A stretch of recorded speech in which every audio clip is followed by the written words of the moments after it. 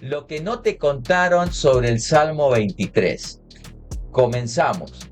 Hay una puerta que se llama la Puerta Dorada o la Puerta Oriental y está ubicada en el sector este de Jerusalén, frente al Monte de los Olivos. Y esta puerta, que está al lado del oriente, tiene una cierta reputación y una cierta importancia. Y la pregunta es, ¿por qué precisamente del oriente? Si estamos en el Monte de los Olivos, mirando hacia Jerusalén, o sea, nosotros estamos acá en el Monte de los Olivos y enfrente nuestro tenemos a Jerusalén amurallada. Nosotros vamos a entender que está el Monte de los Olivos, sigue el Valle del Cedrón, termina en la Puerta Dorada de Jerusalén. Entrando por la Puerta Dorada, vamos directamente hacia el Monte del Templo o hacia el templo. La entrada más directa hacia el templo. Y esto es muy importante y ya lo vamos a ver. Ahora, en la puerta dorada, saliendo ya de la ciudad amurallada hacia afuera, cerrando la puerta dorada, ese está cerrado, sellado.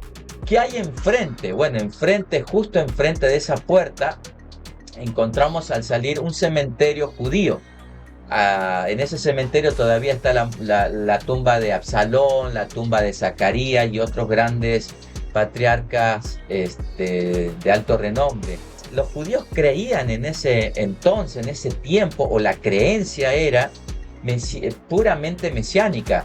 Y se decía que el Mesías entraría por esa puerta, y muchos de aquellos que fallecían querían ser enterrados justamente frente de esa puerta dorada. ¿Y por qué? Porque esperaban la resurrección mesiánica. ¿De dónde sale esto? Bueno, esto sale de la profecía del libro de Ezequiel. Y cuando nosotros vamos a Ezequiel capítulo 43, versos del 1 al 4, ¿qué dice estos versículos del 1 al 4? Bueno, el profeta ve la gloria de Dios entrando al templo. Y dice el verso: he aquí la gloria de Dios de Israel, que venía del oriente. Luego, un capítulo más, en Ezequiel capítulo 44, versículos 1 y 2, encontramos algo muy curioso. ¿Qué es? Dice el verso, dice: esta puerta estará cerrada, no se abrirá, ni entrará por ella hombre, porque Jehová, Dios de Israel, entró por ella. Estará, por lo tanto, cerrada. Los rabinos y los ancianos relacionaban esta puerta oriental con la llegada futura de su Mesías.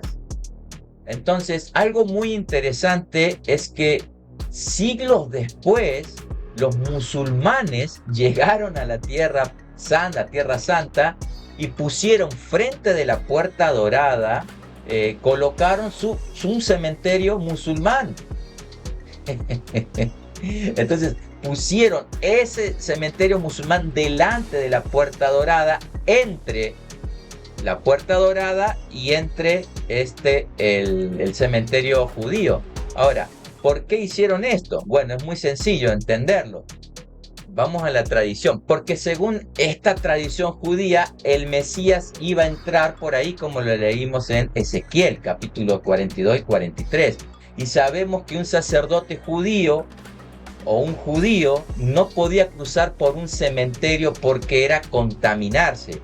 Por lo tanto, el hecho de estos musulmanes poner un cementerio entre la Puerta Dorada y un cementerio judío era para impedir simbólicamente la entrada de este Mesías judío. Recapitulemos: tenemos la Puerta Dorada, tenemos el cementerio judío, porque nos estamos yendo más atrás. Ahora viene una parte muy importante, y es que si seguimos hacia el sur, pero al sureste de Jerusalén, hay un valle, y este valle se llama el Valle de Ginón, que casi todos creo que conocemos, que en hebreo es Genón, y de ahí viene la palabra Gena. Terminando el valle de Ginón, había una estatua, un ídolo grande de Moloch, del dios en minúscula, Moloch, con los brazos así extendidos y con las manos abiertas, y era con el fin de que ahí se ponían los bebés recién nacidos para un sacrificio humano, un sacrificio de bebé. ¿Por qué les digo todo esto? Yo quiero que ustedes vayan entendiendo qué es todo esto que yo les estoy introduciendo para después relacionarlo cuando leamos el Salmo 23. Entonces, en el tiempo del Antiguo Testamento, Israel había caído en una idolatría tremenda,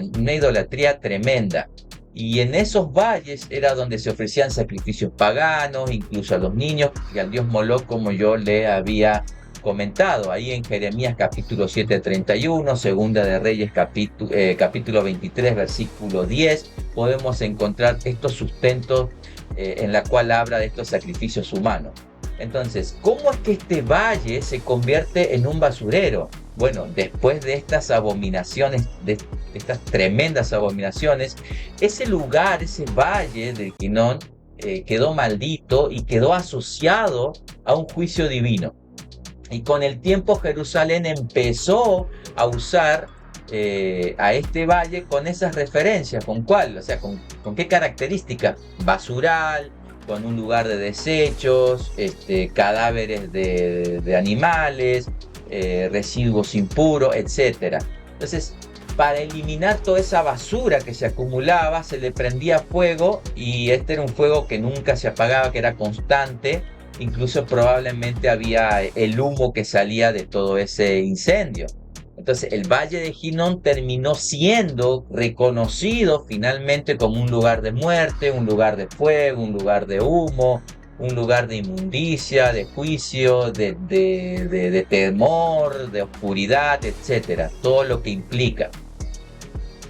Ahora debemos entender algo muy importante, porque con esta idea en mente ya entendemos de por qué Jesús, cuando habla del valle de Guena, o cuando cita Guena, el fuego que nunca se apaga, la gente no se estaba imaginando algo abstracto, sino que pensaba inmediatamente, su mente los llevaba a este valle de fuego, este valle de sombra, este valle de muerte, de corrupción, de gusanos, de humo, de juicio, de inmundicia, etc.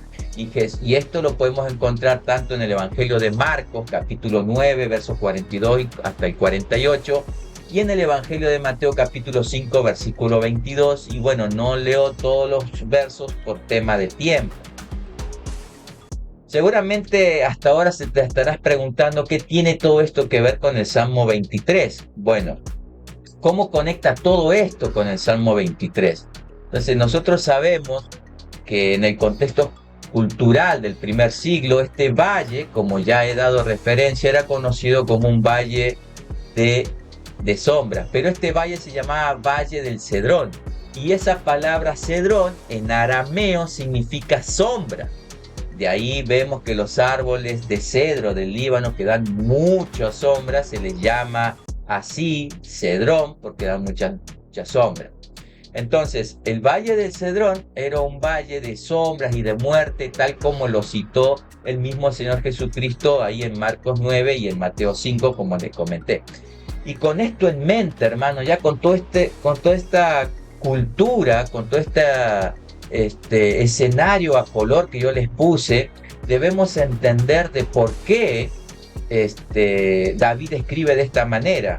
Con esto en mente vamos a leer el versículo 4, pero con la primera frase del primer verso. Entonces quedaría algo así: Jehová es mi pastor, y aunque ande en valle de sombras, ¿estás imaginando? Y de muerte, no temeré mal alguno, porque tú estarás conmigo. Pero ¿cómo aplicamos todo esto a nuestra vida diaria? Entonces vamos a cerrar este programa con un devocional acerca de lo que hemos estudiado recién. Entonces podríamos llamar a este devocional el Valle de Sombras hoy.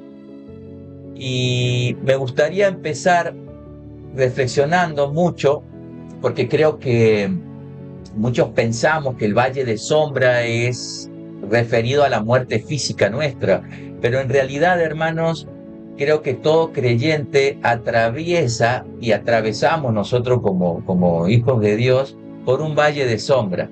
Y es parte de nuestro caminar en Cristo, es parte de nuestro caminar, de nuestro andar, es parte de nuestro proceso de santificación, del proceso de ir siendo moldeado a la imagen de Cristo. Quizás hoy estás pasando por un valle de enfermedad, de traición en tu matrimonio, de soledad, de depresión, desempleo, persecuciones, lágrimas, incertidumbre, etcétera.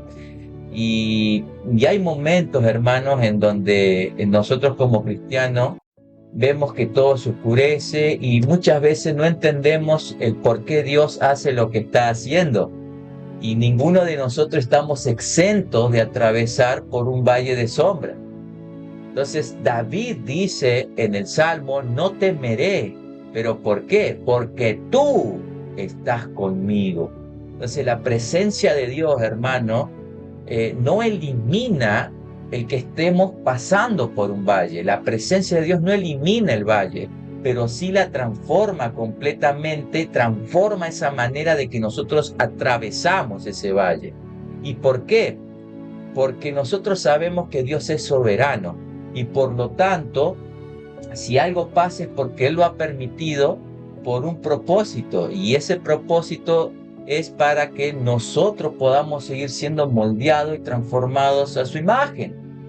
Ahora, volviendo un poquito al contexto cultural, nosotros sabemos que las ovejas las ovejas descendían por barrancos muchas veces, y esos barrancos eran oscuros de Judea. Judea era muy pedregoso. Y el pastor iba por delante de las ovejas, y las ovejas quizás no entendían, no sabían el camino, pero sí conocían la voz del pastor, y eso era suficiente para guiar al rebaño. Y de esa misma manera, hermano, muchas veces nosotros no entendemos el propósito de Dios, no sabemos por qué hace lo que hace, no sabemos por qué viene esa prueba, no sabemos cuándo va a terminar el dolor, cuánto dura la noche. No sabemos cuánto durará esa prueba, pero conocemos al pastor, hermano, y eso nos basta. Y para finalizar, hermanos, hoy quizás estás atravesando por tu propio valle del Cedrón, de sombra, y quizás todo parece oscuro, pero yo quiero que recuerdes algo y te quiero dejar con algo. Este Salmo 23 no promete la ausencia del valle, pero sí promete la presencia del pastor de los pastores. Y mientras que el pastor esté con nosotros, mientras que el pastor esté contigo, eso basta. La sombra no tiene la última palabra. Y hermano, cuando una sombra existe, es solamente cuando detrás de esa sombra hay una luz mayor que hace que haya esa sombra. Y Cristo sigue siendo la luz del mundo. Jehová es mi pastor, y aunque ande por valle de sombras y de muerte, no temeré mal alguno, porque tú, Señor, estarás conmigo. Que Dios haga resplandecer su rostro sobre ti y te dé paz. Soli Deo Gloria.